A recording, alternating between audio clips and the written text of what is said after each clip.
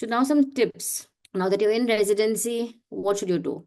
So make a timetable. Try to make a timetable for the month, because most of the places you will know where you're posted. You'll get your postings. We used to get our postings for six months. So every 6 months you know where you are. है ना? And you know if you're in the ward, you're in the OPD, or in the outreach camps, in the community, or are you in the labor room. So you know, and you have some idea कि आपके पास कितना time है पढ़ने के लिए, है ना? Or how much time can you give to studying. So you can allot, maybe you can just allot half an hour every day, or maybe you can allot 2 hours depending on your posting, or maybe you can't allot any time if you're so busy. So then you have to make it a point to try to study in the labor room or in the ward when you can. Okay. So, or brush up your basic knowledge. So make a timetable for the month, or you can simply study with us on the app where we have a pre-prepared timetable and you can utilize that to your advantage. Okay, make a daily schedule. So make a month ka timetable to banao. जैसे आज January 1 है, sit and make till 31st January. You may not finish the timetable, you may not follow it. किसी भी दिन someday you will just not feel like studying. You'll be so frustrated with life, you will just not even be in the mood to open your book. So don't do 100% of it, but try to aim at least for completing 70 to 80% of what you set out to do. Okay.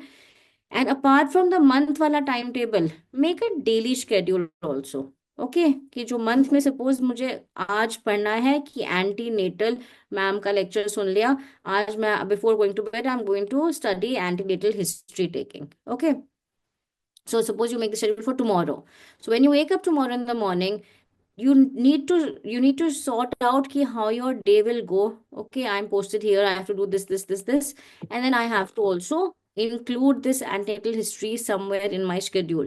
So make a daily schedule, to-do list, and try to complete it. Okay, try to complete it. So don't make, since it's the beginning of residency, you will relatively have more time.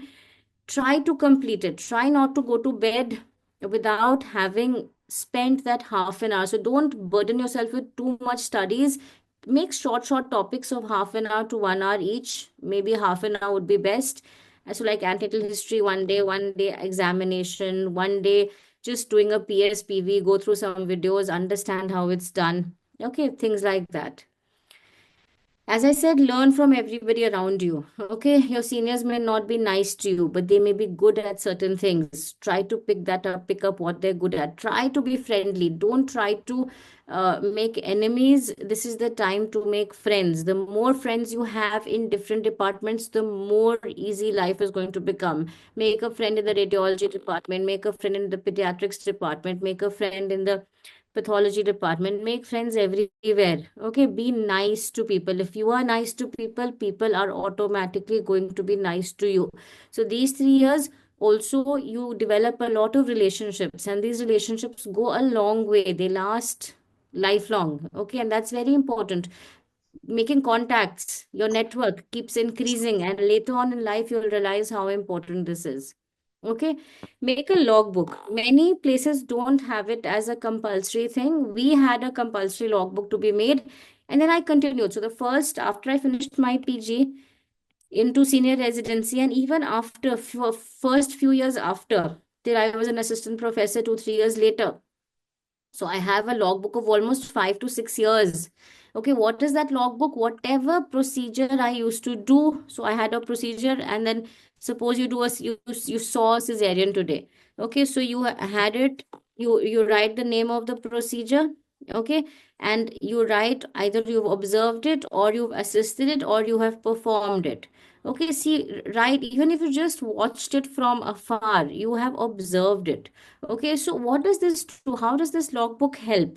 At the end of a few months, you will, if you go through your logbook, you will realize how much you've actually observed, how much you've assisted. And of course, performing comes at a later stage, maybe in your second year or final year, where you actually get to do hands-on. But this also, it boosts your confidence. And when I started after, so during my PG, I didn't do much. Honestly, I didn't do much. And then afterwards, when I was a senior resident, when I was an assistant professor, especially the rarer cases, if I used to do something independently, I used to be so happy. I used to go and note it on my logbook. Any interesting case I would see, I would make a quick note. Today I saw this case.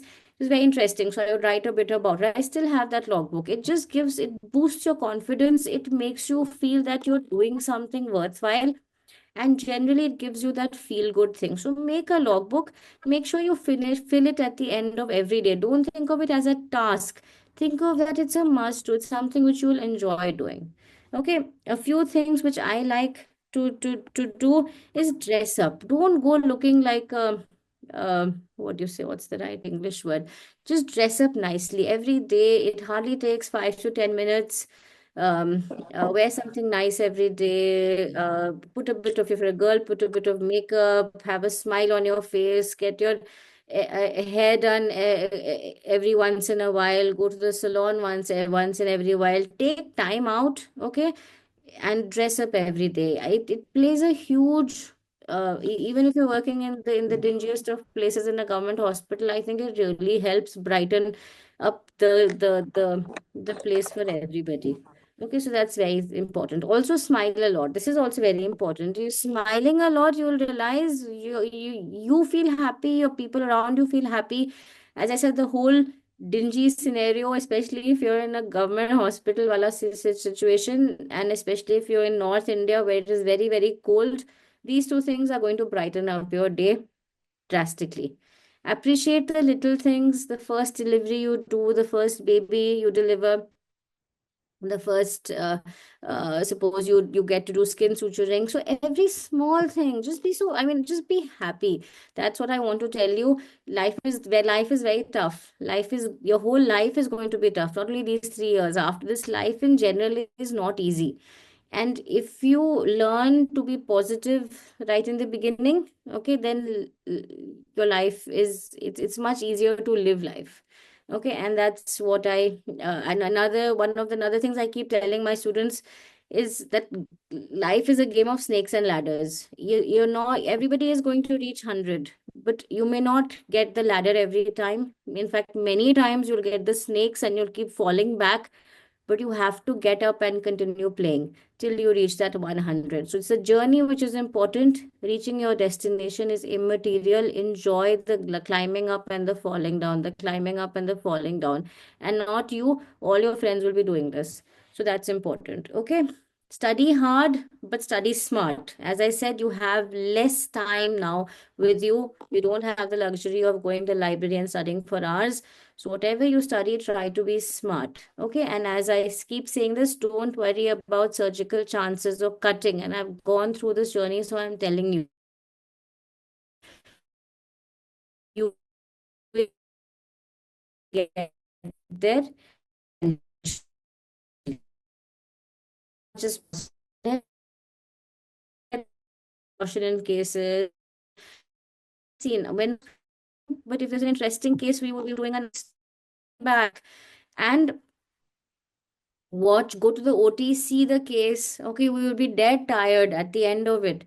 And this enthusiasm, if you're very enthusiastic, the consultants, the faculty are noticing which residents are extra enthusiastic. And they, that does play a role. They will, if they notice you, if they notice your enthusiasm, they will give you chances, and you will become sort of special to them. So of course you, that those perks also will be there. That's another thing which I'm seeing nowadays. So, and I have the place where I work is, it's a corporate hospital. Things are very easy. It's not very busy. Nights are not very busy. So, but my residents, as soon as it's 9 o'clock, they all disappear. Even if I have a very interesting case the next morning, and I feel very bad. When we were residents, we used to stay back and watch all interesting cases, even if we're not getting to assist or to do, just for the sake of looking at it and seeing something which is not common. But nowadays, I don't see that enthusiasm. It's very, very, very less. So that enthusiasm is important, because not only does it give you this rush, this adrenaline rush, it also, you get noticed by the seniors in your team, and that definitely, trust me, that helps. Okay. And more than surgical chances, do know how to take decisions. So this is much more important than hands-on. Knowing when to operate rather than knowing how to operate. Knowing when to operate means what steps to take next. So whenever you make a case sheet, whenever you're working up a patient has got admitted in the ward, say a patient of anemia or preeclampsia or GDM, something has got admitted in the ward, or placenta previa. So when you write the case sheet, either in the same case sheet or in a separate in your notebook, always carry notebook, just write down what you think would be the best plan for that patient. And when on rounds, or when that patient, the discussion goes on ki next kya karna is patient ka, with the consultants and the entire team, when they make the decision, see whether your planning was correct or was it wrong, or what did you think was wrong, or what was finally done. And that helps build your thinking power. Okay, so decision making, knowing what to do for the patient, that is very important. That is something you need to learn, because knowing what to do rather than knowing how to do it. Okay, knowing what to do is more important. Knowing how to do it, you will learn eventually, but knowing what to do, nobody will teach you. This is something you have to understand and learn yourself.